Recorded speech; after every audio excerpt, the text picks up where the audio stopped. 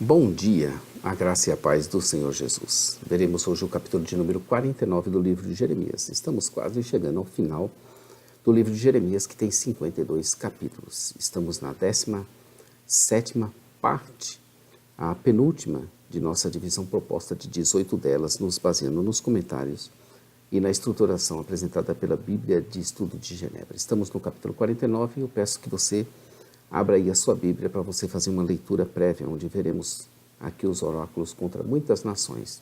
Abra aí a sua Bíblia, ou se preferir, entre no nosso blog site jamaisdesista.com.br. Lá você vai encontrar a parte escrita dessa narrativa. São 52 capítulos que tem Jeremias e nós estamos no capítulo 49. Eu sou o pastor Daniel Deusdete da igreja Os Semeadores. Todos os dias estamos aqui vendo um capítulo da Bíblia. E estamos vendo a 17ª parte, oráculos contra as nações, em continuação. Como já dissemos, Jeremias tinha anunciado uma série de profecias contra as outras nações. Muitas já tinham se cumprido, o que dava às profecias atuais maior validade, mostrando assim que as outras predições também iriam se cumprir. Essa seção do livro, que começa no capítulo 46 e vai até o 51, é constituída de uma série de mensagens e julgamento contra as nações vizinhas. São 9 sessões, 9 mensagens. Então veremos a quarta delas contra Amon. Nós já vimos contra Moabe, que são os atuais povos da Jordânia. O capítulo 49, em seus 39 versículos, falará das profecias de Jeremias contra Amon, os amonitas, Edom, Damasco, Arábia, Elão, 5 nações.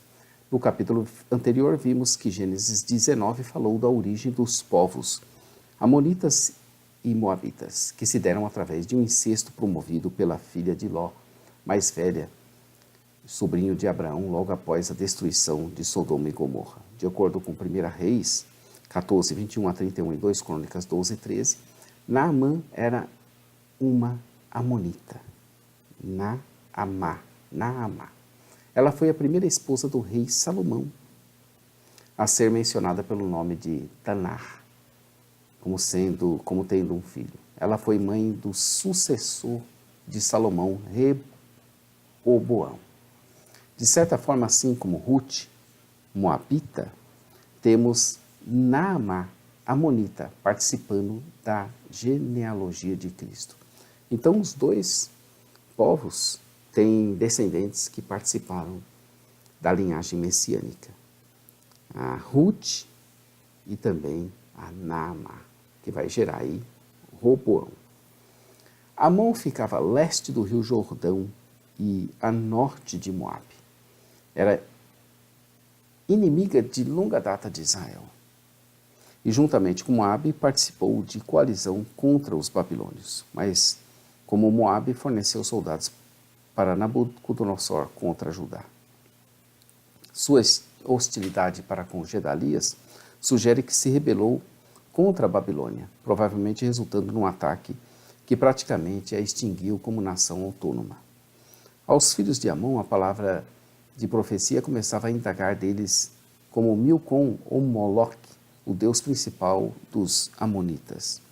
Tinha herdado a Gade e ao seu povo que habitava nas cidades. Então, aos filhos de Amon, a palavra de profecias começava a indagar deles, como Milcom ou Moloque, o deus principal dos amonitas, como tinha herdado a Gade e ao seu povo que habitava nas cidades. Haveria de vir dias contra Rabá, identificada como a atual cidade de Amã. A Rabá dos filhos de Amon viria o alarido da guerra e se tornariam em ruínas, com seus arredores queimadas a fogo e Israel desertando deles. Esbom, cidade fronteiriça, havia pertencido em outros tempos a Amon e é conclamada a uivar por causa da destruição de Ai, mas não é a cidade israelita uma outra desconhecida. As filhas de Rabá deveriam clamar e cingirem-se de sacos e lamentarem, porque Milcom seria levantado em cativeiro juntamente com os sacerdotes e príncipes. A glória dessas cidades amonitas estava em seus luxuriantes vales, em seus grandes tesouros, mas isso não seria suficiente para evitar que ela fosse levada em cativeiro e totalmente destruída. O bom consolo era que seria restaurada e voltaria do cativeiro, verso 6. Contra Edom. Edom era um inimigo antigo de Israel. Sua inimizade refletia a divisão entre Jacó, que herdou Canaã, usurpando o direito de primogenitura de Esaú, e este último, que era seu irmão gêmeo e se assentou em Edom. Israel ficou particularmente amargurado com Edom, pois os edomitas ajudaram os babilônios a atacar Judá. A Jordânia atual é formada por 3 antigos povos bíblicos. A Jordânia atual. Ela é formada por Edom, por Moabe e por Amon. Compõem-se, respectivamente, o sul, o centro e o norte da Jordânia. Então, isso aí é interessante, né? Que essa cidade atual, né? Esse país atual da Jordânia é formado por esses 3 antigos povos. Os Edomitas, os Moabitas e os Amonitas. Lembrando que Moabe e Amon forneceram 2 mulheres que vieram a pertencer à linhagem messiânica, que vieram gerar filhos que foram da linhagem messiânica. Temã era uma cidade edomita importante situada ao norte do mar, ao sul do Mar Morto, a qual o Senhor indagava se a sabedoria tinha perecido por lá. Onde estaria a sabedoria, o conselho e os entendidos de Edom? Era esse o tempo de punição de Esaú, o irmão de Jacó, que era chamado por outro nome em Edom. O próprio Senhor jurou por ele mesmo que Bosra, não o local em Moabe, mas a atual cidade de Buzeira, que no tempo de Jeremias era a capital de Edom. O próprio Senhor jurou por ele mesmo que Bosra seria objeto de espanto, de opróbrio, de assolação e de desprezo, sendo as suas cidades todas tornadas em assolações perpétuas. Edom tinha sido pequeno e desprezado entre as nações, mas engrandeceu-se e passou a infundir o terror, e a soberba de seu coração o enganou. Habitando as fendas das rochas, ocupando as alturas dos outeiros, elevou o seu ninho como a águia, mas de lá seria derrubado, diz o Senhor. E agora seria Edom objeto de espanto, meneio de cabeça e assovio de desprezo por causa de todas as suas pragas. Ficaria pior que Sodoma e pior do que Gomorra, onde ninguém habitava ali, onde ninguém habita ali, nem ocorre qualquer peregrinação. O inimigo subiria contra ele, como um leão, para devorar sem piedade e sem deixar qualquer rastro. O conselho do Senhor estava decretado contra os moradores de Temã, e até os mais novos do rebanho seriam arrastados e suas moradas todas assoladas. A sua queda prevista seria tão terrível que seu estrondo atravessaria os mares. A figura da águia é novamente citada como aquela ave de rapina que estaria vindo à caça, provavelmente uma referência a Nabucodonosor, embora os edomitas só tivessem sido subjugados em caráter mais definitivo pelos árabes nabateus do século VI a.C. Profecia contra Damasco. As palavras do profeta Jeremias contra Damasco, a capital da Síria, a Síria, Arã, atacou principalmente Israel, o reino do norte, durante o período assírio. Os 3 estados citados nessa passagem foram tomados pela Síria no século VIII a.C. Não se sabe de que maneira afetaram a história de Judá no período babilônico. Envergonhadas se encontravam cidades de Amate e Arpade, cidades arameias importantes. O medo as afligia por causa das más notícias e assim estavam ficando agitadíssimas. Em meio a isso, viraram as costas para fugirem e o terror tomou conta deles, e com eles vieram angústias, dores, como as mulheres em trabalho de parto. Uma cidade famosa, uma cidade alegre, estava agora abandonada, e os seus jovens caíam nas suas ruas, sendo todos os homens de guerra consumidos. O fogo estaria aceso em seus muros, prontos para consumirem os palácios de Ben-Hadad. Atualmente, a Síria é o berço de forças terroristas que estão espalhando o terror em todo o mundo.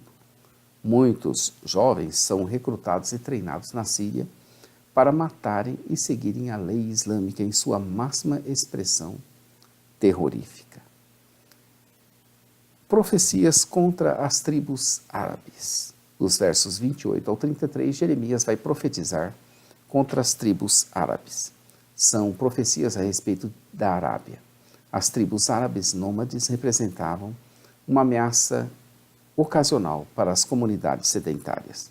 É possível que esse oráculo se refira a uma rebelião árabe contra Nabucodonosor, em 599 e 598 a.C.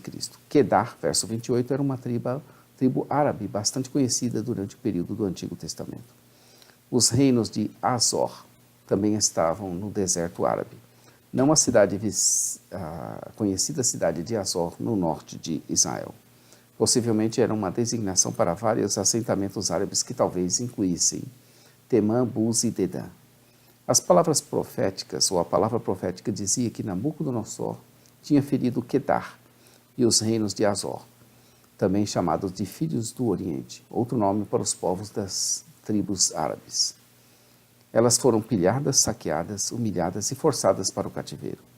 Esses povos nômades normalmente viviam em cidades sem muros e tinham um modo de vida independente das cidades fortificadas. Confira com a descrição de Laís, em Juízes 18:7. Nos dois exemplos, os habitantes poderiam ser subjugados com facilidade por invasores fortemente armados. Com a invasão e o saqueamento, nada restou. A calamidade se espalhou por todos os lugares e Azor agora seria morada de chacais em desolação para sempre, onde ninguém mais ali habitaria nem peregrinaria.